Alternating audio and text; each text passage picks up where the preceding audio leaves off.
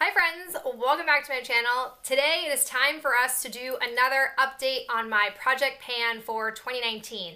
I don't have any new products to add into this particular round. I'm just going to show you the one product that I used up and then where I'm at with the rest of my products. So I'm sure you're not surprised to know that the one item I used up was the Revlon Photo Ready Candid Natural Finish Anti-Pollution Foundation in shade 110. I was at the blue line at the last update and I pretty efficiently finished this off. I will say that I'm super impressed with the packaging. I don't know if you can see it, but the suction of this was so good that I literally have like a little mark where the, I don't know, pipe or tube, whatever you call it, that pumps the product out. It was awesome. I feel like I got every ounce of product in here without having to exert too much effort. I didn't have to break open any of the packaging or anything like that. So that was really phenomenal. And I will definitely miss having this foundation. I think it's a pretty phenomenal drugstore foundation to have, and I think it did a really nice job. On the flip side, however, we have an example of really awesome packaging, and that is with the Too Faced Primed and Peachy Cooling Matte Skin Perfecting Primer. I was very afraid that I would not be able to get all the product out of here. And boy, was I right. We were literally, I think, on like our second to last day in Italy, and I went to pump some of this out and I couldn't get anything. And I knew there was still product resting in here, and at the time I didn't want to like seek out scissors and cut it open and try to fuss with it, so I just didn't use any primer. But when I came home, I cut this open and I want to show you how much product was left inside the container. This to me is unacceptable. It's unacceptable that such a large amount of product couldn't be pumped out of this, that had I not cut it open and just given up on it and called it a day, I would have wasted so much money. I definitely feel like that for the price point of this, I will not purchase it again simply because of packaging reasons. I don't care if this was a fluke. I don't care if this is how the packaging normally works. It to me is just unacceptable for how much money this particular primer costs. So I now have it inside this super attractive Tupperware container, and once I finish off my other primer, that was my primary focus to begin with, I will come back and work on this thing. Speaking of that primer, it is the Makeup Primer Spray from Skindinavia. I don't feel like I have a lot left in this when I shake it, but you don't need a lot when you spray it, so it really draws out the longevity of this. I can only imagine what a full size one of this would take to use up. I'm really hoping that in like the next week I'll be able to finish this off and then move over to that Too Faced one, because I don't love the idea of it sitting in a Tupperware container for too long. Continuing on with primers, I have some pretty substantial progress to update you guys on with my Wet n Wild Photo Focus eyeshadow primer. I am down to here. I feel like there must not be a lot of product in here. It says it's only 0.34 ounces, and to be honest, I don't know how that stacks up with other eyeshadow primers that I have used in the past, but this is a ton of progress and I'm super thrilled with it. I would love to get this used up ASAP, because if I get it used up really soon, it is very realistic that I'll be able to finish off all of my non like shimmery or colorful eyeshadow bases before the year is over, which means I'm closer and closer to getting myself the Milani or the CoverGirl eyeshadow primer that I have had my heart set on for so very long. The next thing that I have is my YSL Touche Eclat Radiance Awakening Foundation in BR10 Cool Porcelain. I'm actually really surprised. I don't have super substantial progress on this. I definitely don't use a lot of this when I apply it, which if you think about it, if you're not using a lot on your application process, then you won't make a ton of progress. So it really does make me more aware that you are getting a lot of bang for your buck, in the sense that because you don't need as much product, it definitely creates more longevity. Am I gonna keep buying this amazing foundation? No, I can't live that kind of life, but I'm really happy that it's not super intensely used up for how often I have put it on my face. Then there is the Maybelline Instant Age Rewind Dark Eraser Treatment Concealer in Fair.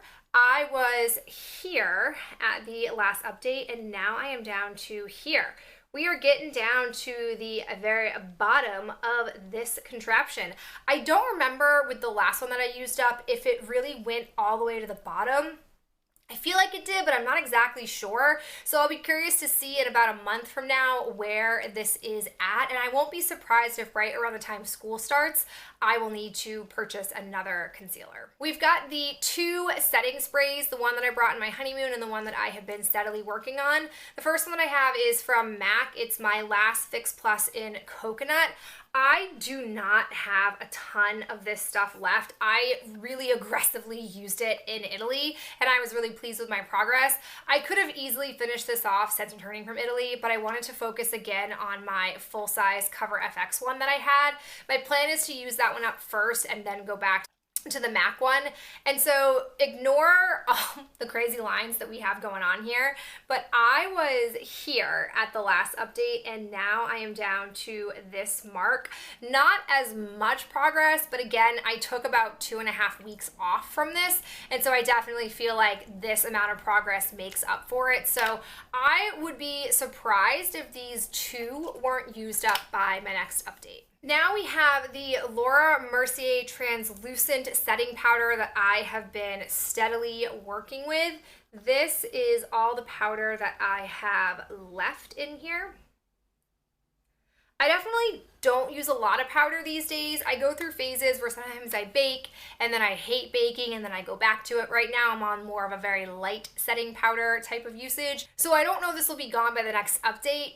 Maybe. I really have no sense of how quickly I use powder. Okay, now there's the Benefit Watts Up. This thing is just cruising. This is all that I have left.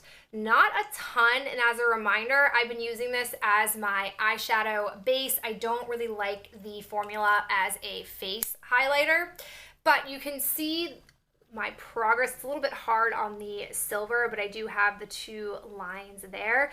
It's pretty consistent if I look at like where I started and then I keep moving down. I pretty much have the same amount of usage between each update. So I'll be curious to see what happens between now and next month. It doesn't look like a lot of product is what I have left, but it definitely will probably last longer than you would think. Are you ready to see my Becca highlighter? As a reminder, I've been trying to pan one section of it completely, but I'll be honest, I've used this as like eyeshadow, I've used it as a highlighter, so I haven't been solely focused on the one area that I wanted to work with. But this is what my opal highlight looks like now. You might be able to notice that there is some difference up here, but my primary objective was to be able to completely pan this section. And it's definitely wearing down, but not entirely just yet. I mentioned in my last update that I have considered panning this entirely, and I won't lie, I haven't totally ruled it out because I really, really love this highlight on my face, but I don't know.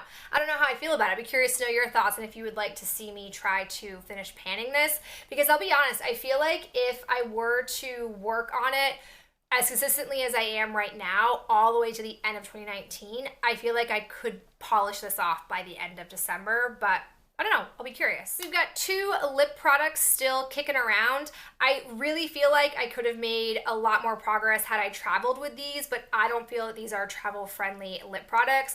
The first one that I have is my Essence Liquid Lip. You can see that I'm really at the bottom. I had talked about in the last update wanting to scrape more of the sides, but I really didn't use this that much because it didn't come with me overseas because it would have gotten super messy and gunky and I'm not about that life. But I really feel like if I focus on this in the next couple of weeks, I really don't see why I couldn't use this up entirely. And then I have my L'Oreal Ferris Nude Color Reach lipstick. I actually didn't even draw a new line on this because I haven't used it enough to make any substantial progress. But as you can see, this is what I have left. And to wrap up this update, let's talk about the two pencils that I have left. The first one that I have is my Julep Win Pencil Matte Liner. I am really down to the nub. I brought this with me in Italy, but it did not withstand the heat, and I'm so glad that I brought a liquid liner with me that could withstand the temperature, because this on the very first day like melted right off my eyes even when I set it. So I'm pretty happy with the progress. You can see this is what we are working with. I really don't know how much further the lead goes in this pencil. I mean, this thing is tiny at this point, and the pencil itself cuts off at this point. You know, you've got this whole section that is just the end of the pencil. So I'll be really curious to know when it finishes off, but I will say for the amount of money that this retails for, you definitely get a lot of product and it lasts a super long time. I line my eyes every time I put makeup on, and this has just been steadily working its way down. The other update is for the NYX Wonder Pencil. Again, slow and steady on this one. I'm not even sure I've sharpened this since the last update. I just use so little of it, so the story goes. And it just looks so silly with the cap on, like so tiny. I'm also curious to know how far down the pencil lead goes in here, because unlike my Julep one, there is no like butt at the end of it. Like it literally cuts itself off at the very end. So I'd be very curious to see the end result, but fingers crossed we'll get there this year. All right guys, that is it for me and this update. I hope you enjoyed seeing my progress, and fingers crossed that next time around I'll have a few more items polished off. But I look forward to talking to you in my next video real soon. Bye.